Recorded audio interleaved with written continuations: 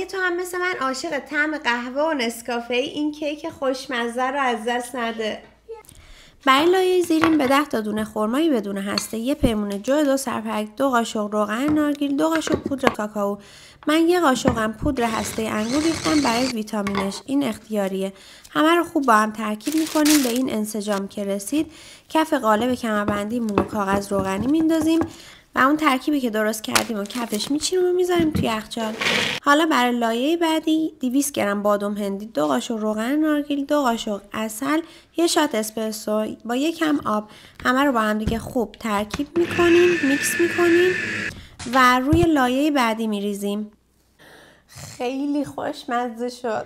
واقعا طعمش فوق العاده است. حتما امتحانش کنید. فریزر تا خودشو بگیره. بعد از 2 ساعت هم یه کیک خوشمزه داری، بدون پخت و پز، بدون شکر، بدون تخم مرغ، بدون آرد. خیلی خوشمزه و عالی. مرسی که تا اینجای ویدیو رو با من بودی. اگه منو هنوز فالو نداری، من روزیتام و اینجا قرار کلی غذای سالم و خوشمزه یاد بگیری.